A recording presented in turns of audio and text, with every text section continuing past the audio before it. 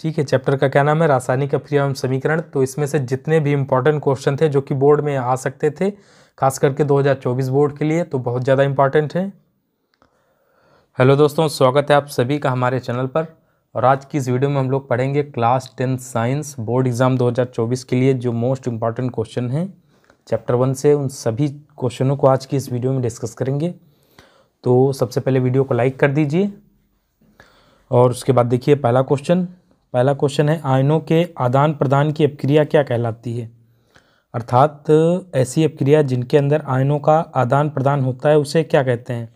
Option है प्रतिस्थापन, योगात्मक, उभय अपघटन या वियोजन। तो आयनों के आदान प्रदान की अपक्रिया प्रतिस्थापन अपक्रिया कहलाती है। ऑप्शन नंबर ए में दिया हुआ है राइट आंसर। उसके बाद सेकंड क्वेश्चन है, C+O2 मिलकर बनता है CO2, कौन सी अपक्रिया है। ये क्वेश्चन सेकंड क्वेश्चन है, C+O2 मिलके बना रहा है CO2, तो पूछ रहा है इसमें कि ये कौन सी अपक्रिया है। ठीक है, तो संयोजन, विस्थापन, द्विविस्थापन और अपचयन ऑप्शन में दिया है। राइट आंसर है, आप देख रहे होंगे कि यहाँ पर संयोग हो रहा है, यानी कि संयोजन हो रहा है। तो right answer option number A है संयोजन। लेकिन ये क्वेश्चन इस टाइप से भी पूछ सकता है कि जब कार्बन को ऑक्सीजन की उपस्थिति में दहन किया जाता है तो CO2 अर्थात कार्बन डाइऑक्साइड बनती है, तो ये कौन सी अपक्रिया है।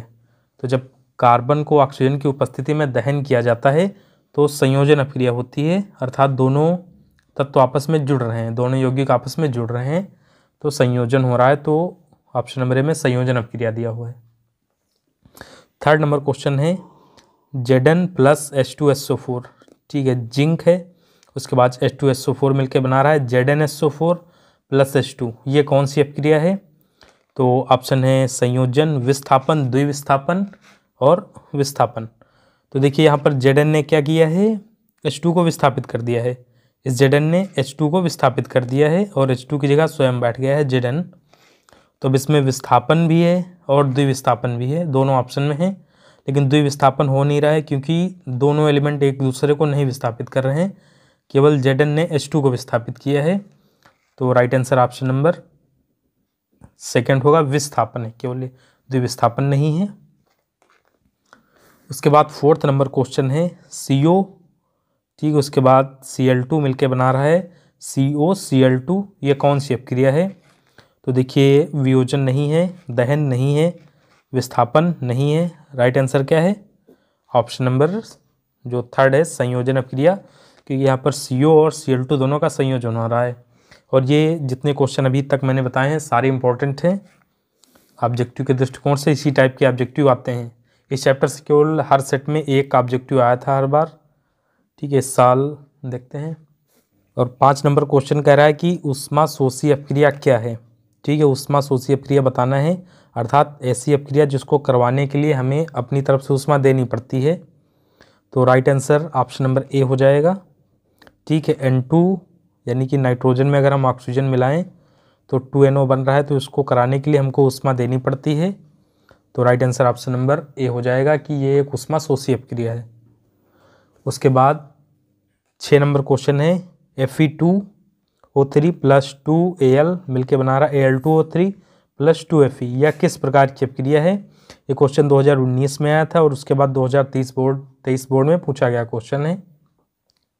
तो देखिए संयोजन नहीं हो रहा है इसमें और वियोजन भी नहीं हो रहा है, विस्थापन हो रहा है, लेकिन किस टाइप का ये विस्थापन है। ठीक है, ये द्विविस्थापन है या केवल विस्थापन है। तो इसके लिए देखिए जो Al आपका लिखा हुआ है, एल्यूमिनियम ने Fe को विस्थापित कर दिया है।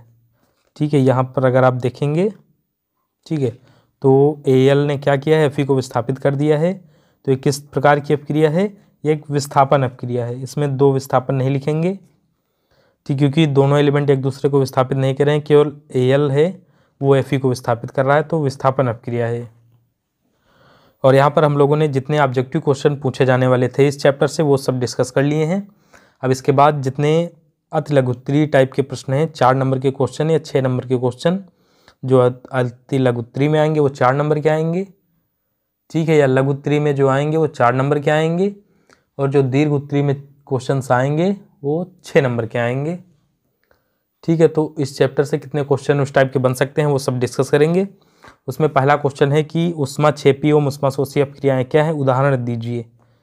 तो ऊष्माक्षेपी अपक्रियाओं के बारे में हम लोगों ने लिखा है कि जिन रासायनिक अपक्रियाओं में उत्पाद के निर्माण के साथ साथ ऊष्मा का भी मतलब ऊष्मा भी उत्पन्न होती है, उन्हें ऊष्माक्षेपी अपक्रिया कहते हैं। अर्थात जिन अपक्रियाओं में अगर हम अपक्रिया कराते हैं और उत्पाद बनता है और साथ साथ ऊष्मा उत्पन्न अगर हो रही है तो उस अपक्रिया को ऊष्माक्षेपी अपक्रिया कहते हैं। और उसके बाद उदाहरण में क्या दिया हुआ है कि प्राकृतिक गैस का दहन, यानी कि अर्थात जो CH4 है, इसका अगर दहन कराएंगे तो ऊष्मा निकलेगी। रिएक्शन किस प्रकार लिखेंगे, CH4 है, उसके बाद O2 हम लोगों ने मिलाया यानी कि ऑक्सीजन की उपस्थिति में, तो दहन के पश्चात CO2 बना प्लस H2O बना।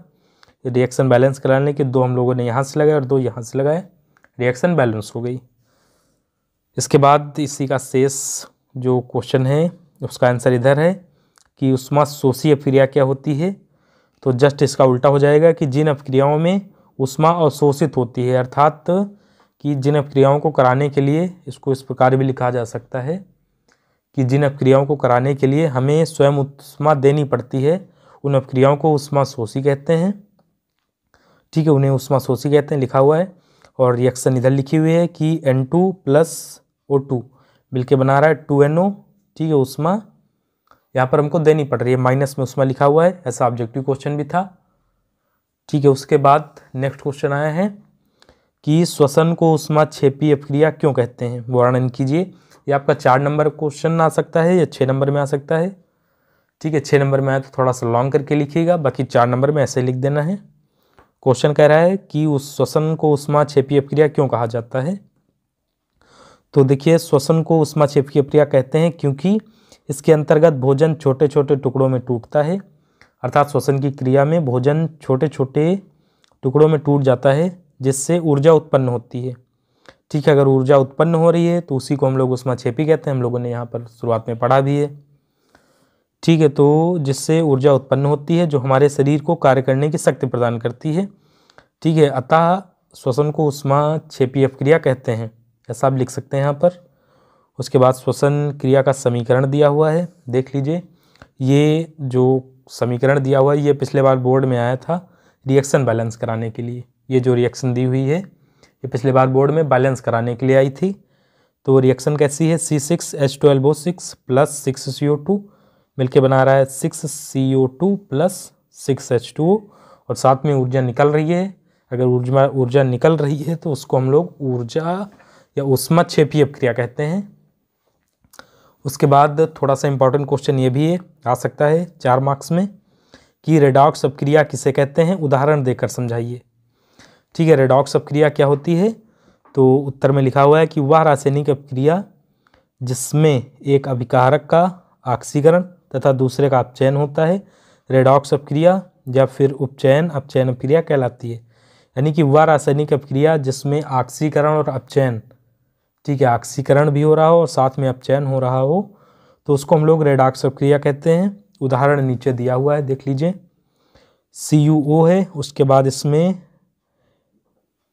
H2 अगर हम लोग मिला रहे हैं, ठीक है, तो Cu और H2O बन रहा है। और यहाँ पर आप देखिए शुरुआत में अपचयन हो रहा है, ऊपर वाली जो तीर बनी हुई है, उसके बाद जो नीचे बनी हुई तीर है, ठीक है, यहाँ पर ऑक्सीकरण हो रहा है क्योंकि यहाँ पर H2 में हाइड्रोजन में ऑक्सीजन जुड़ रही है। ठीक है, यहाँ पर जो हाइड्रोजन है और यहाँ पर जो H2O है, इसमें ऑक्सीजन जुड़ी है। अगर ऑक्सीजन जुड़ी है तो ऑक्सीकरण हो गया। और CuO ऊपर लिखा हुआ है और यहाँ पर केवल Cu बचा है, तो यहाँ पर ऑक्सीजन हट गई है यहाँ से, और ऑक्सीजन के हटने को हम लोग क्या कहते हैं, अपचयन अपक्रिया कहते हैं। तो ये इसका आंसर हो गया। जिसको स्क्रीनशॉट लेना है वो ले सकता है। उसके बाद नेक्स्ट क्वेश्चन जो इस चैप्टर से सबसे ज़्यादा इंपॉर्टेंट है, लघु उत्तरीय प्रश्नों के लिए 4 नंबर के लिए या अति लघु उत्तरीय प्रश्न 2 नंबर के लिए। क्वेश्चन कह रहा है संयोजन अपक्रिया क्या है, उदाहरण सहित समझाइए। संयोजन हो गया, वियोजन हो गया, ये 2 अपक्रियाएं बहुत इंपॉर्टेंट हैं। तो क्वेश्चन है कि संयोजन अपक्रिया वह रासायनिक अपक्रिया है, यानी कि उत्तर संयोजन अपक्रिया क्या है, उदाहरण सहित समझाना है। तो संयोजन अपक्रिया में हम लोग लिख रहे हैं कि संयोजन अपक्रिया वह रासायनिक अपक्रिया है जिसमें दो या दो से अधिक पदार्थ के अणु मिलकर एक प्रकार का अणु बनाते हैं। यानी कि दो पदार्थ हों आपके और दोनों मिल जाएं, उसके बाद एक नया अणु बन जाए, तो इस प्रकार की अपक्रिया को संयोजन अपक्रिया कहा जाता है। जैसे कि उदाहरण में आप देख लीजिए, 2Na था, यानी कि Na था, उसके बाद Cl2 था, दोनों मिल गए और दोनों ने NaCl बना लिया। तो यहाँ पर दो पदार्थ थे शुरुआत में और दोनों ने अपक्रिया कर ली और एक पदार्थ बना लिया NaCl। तो यहाँ पर दोनों का संयोग हो गया, यानी दोनों का संयोजन हुआ है, तो इसलिए संयोजन अपक्रिया हो गई। उसके बाद सेकेंड उदाहरण दिया हुआ है CO प्लस Cl2। ठीक है, CO carbon monoxide plus Cl2 chlorine है, मिलके COCl2 बना रहा है। तो यहाँ पर दो पदार्थ थे, दोनों ने अपना रिएक्शन करी और एक पदार्थ बना लिया, संयोग कर लिया, तो संयोजन अपक्रिया हो गई। और तीसरा उदाहरण है MnO2 मिलके बना रहा है 2MgO। ठीक है, MnO2 नहीं है, यहाँ पर Mg है प्लस O2 है और दोनों ने मिलकर 2MgO बना लिया है। तो ये भी एक संयोजन अपक्रिया का उदाहरण है। उसके बाद अगला क्वेश्चन पूछ सकता है इसमें कि वियोजन अपक्रिया क्या है।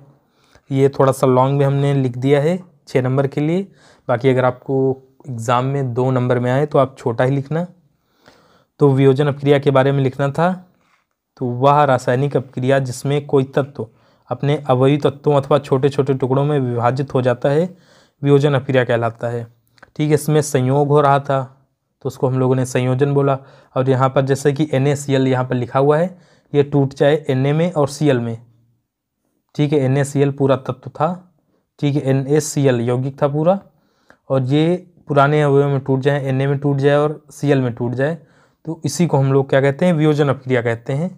तो उसी में लिखा है कि वह रासायनिक अपक्रिया जिसमें कोई तत्व अपने अवयवी यानी कि शुरुआती तत्व में टूट जाए अथवा छोटे छोटे टुकड़ों में विभाजित हो जाए, तो वियोजन अपक्रिया कहलाता है।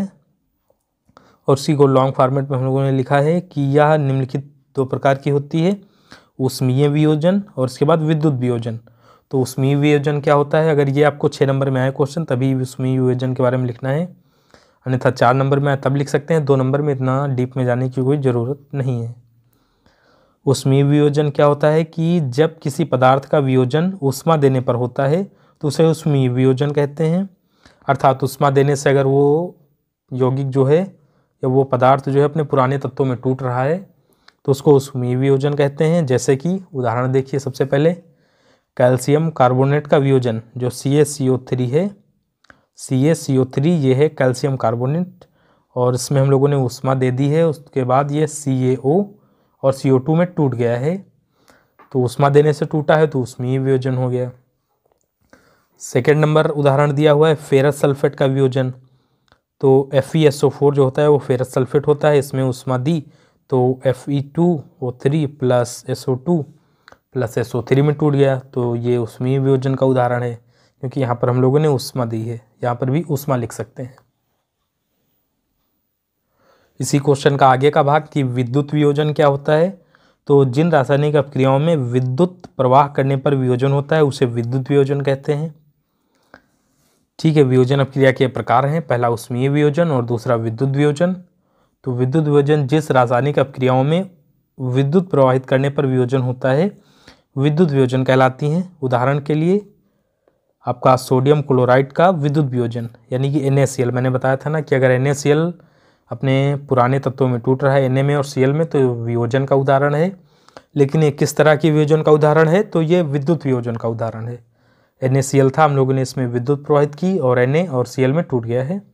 उसके बाद जल का विद्युत वियोजन, अगर H2O बना हुआ है पूरा और इसमें हम लोग विद्युत धारा दें तो ये H2 और O2 में टूट जाता है, तो इसको विद्युत वियोजन का उदाहरण लिख सकते हैं। 2 उदाहरण दे दिए हमने, दोनों में से कोई एक लिख सकते हैं, नहीं तो दोनों लिख दें।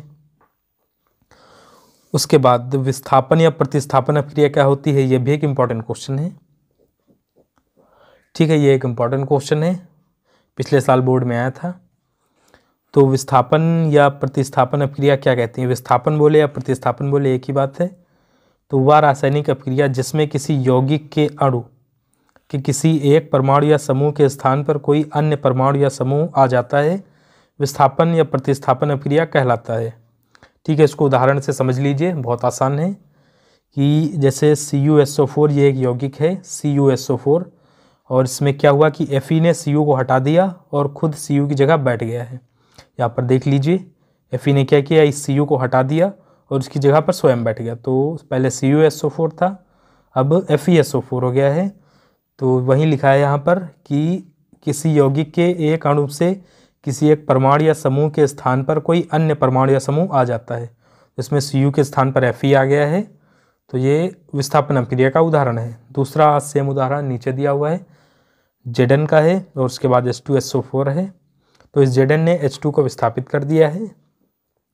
अब ये चीज़ें आप आगे पढ़ेंगे चैप्टर्स में कि जो Zn है वो H2 को विस्थापित क्यों कर पा रहा है, और यहाँ पर जो Fe है वो Cu को विस्थापित क्यों कर पा रहा है। इसका एक होती है सक्रियता श्रेणी, ठीक है, उसके आधार पर ये चीज़ें हम लोग डिसाइड करते हैं कि कौन सा तत्व किस तत्व को विस्थापित कर सकता है। ठीक है, तो आप यहाँ पर समझिए कि Zn ने H2 को विस्थापित कर दिया और स्वयं H2 की जगह बैठ गया है। तो पहले H2SO4 था, अब ZnSO4 है और साथ में हाइड्रोजन गैस बाहर निकल रही है। तो यहाँ तक के जो इम्पोर्टेंट क्वेश्चन थे वो डिस्कस हो गए। अब इसके बाद अगला क्वेश्चन जो कि है कि ऑक्सीकरण एवं अपचयन अपक्रियाएँ क्या होती हैं। ठीक है, रेडॉक्स में आया था, तो हम लोगों ने बताया था कि ऑक्सीकरण जहाँ पर हो साथ में अपचयन हो उसको रेडॉक्स कहते हैं। लेकिन अब जैसे आ गया कि ऑक्सीकरण क्या होता है, तो देख लीजिए, मैंने लिखा है कि किसी पदार्थ से ऑक्सीजन का योग, ठीक है, अगर कोई पदार्थ है उसमें ऑक्सीजन का योग हो रहा है अथवा हाइड्रोजन का वियोग यानी कि निष्कासन हो रहा है, तो उसको हम लोग ऑक्सीकरण अपक्रिया कहते हैं। जैसे कि उदाहरण देख लीजिए, 4Na+O2 है, मिलकर बना रहा है Na2O। ठीक है, Na था और उसमें हम लोगों ने ऑक्सीजन जोड़ दी तो बन गया Na2O। और इसमें शुरुआत में ही लिखा है कि किसी पदार्थ से ऑक्सीजन का अगर योग हो रहा है अथवा, ठीक है, अगर ऑक्सीजन का योग हो रहा है तब भी वो ऑक्सीकरण है, या फिर हाइड्रोजन का वियोग हो रहा है तब भी वो ऑक्सीकरण ही है। तो यहाँ पर क्या हुआ कि हाइड्रोजन का वियोग नहीं हुआ है, यहाँ पर ऑक्सीजन का योग हुआ है। तो ऑक्सीजन का योग हो गया है तो वो एक ऑक्सीकरण अपक्रिया हो गई है। और इसी क्वेश्चन का जो सेकंड पार्ट है उसमें है कि अपचयन अपक्रिया क्या होती है। तो किसी पदार्थ से ऑक्सीजन का निष्कासन या फिर हाइड्रोजन का योग हो तो वह अपक्रिया अपचयन अपक्रिया कहलाती है। जैसे कि उदाहरण के लिए देख लीजिए, लिखा हुआ है 2KClO3 और उसके बाद अगर इसमें हो रहा है कि 2KCl बन रहा है, इधर 3O2 बन रहा है, तो यहाँ पर कौन सी अपक्रिया हुई है, यहाँ पर अपचयन हुई है। कैसे हुई है देख लीजिए कि यहाँ पर पहले जो 2KClO3 था, अब इसमें आगे यहाँ पर ऑक्सीजन हट चुकी है यहाँ से, ठीक है, ऑक्सीजन अपना अलग चली गई है और ये 2KCl जो है वो अलग रह गया है। तो KCl जो अलग रह गया है इसी को हम लोग कहते हैं कि ये एक अपचयन अपक्रिया है, क्योंकि शुरुआत में लिख दिया है कि किसी पदार्थ से ऑक्सीजन का निष्कासन। तो यहाँ पर जो 2KClO3 था इसमें से ऑक्सीजन का निष्कासन हो गया है। यहाँ पर देख लीजिए ऑक्सीजन का निष्कासन हो चुका है, जिसके कारण ये क्या है कि एक अपचयन अपक्रिया हो गई है। ठीक है, ये उदाहरण में लिख सकते हैं, नहीं तो और भी उदाहरण हैं वो भी लिख सकते हैं आप, जिसमें हाइड्रोजन का योग हो रहा हो। जैसे कि H2 लिख लीजिए और साथ में अगर आप I2 लिख ले रहे हैं तो यहाँ पर मिलके बना लेगा 2HI। ठीक है, ये भी एक अपचयन अपक्रिया का उदाहरण है, क्योंकि यहाँ पर ऑक्सीजन से कोई संबंध नहीं है। अथवा के बाद का पॉइंट पढ़िए कि हाइड्रोजन से योग हो, तो यहाँ पर I में क्या हो रहा है, I2 में हाइड्रोजन से योग हो रहा है, तो ये भी एक अपचयन अपक्रिया का उदाहरण हो सकता है। ठीक है, उसके बाद जो इम्पोर्टेंट क्वेश्चन है वो ये है कि संक्षारण क्या होता है। संक्षारण क्या होता है, इससे कैसे बचाव किया जाता है, ये क्वेश्चन इस तरीके से आ सकता है, या संक्षारण क्या होता है ये भी पूछ सकता है।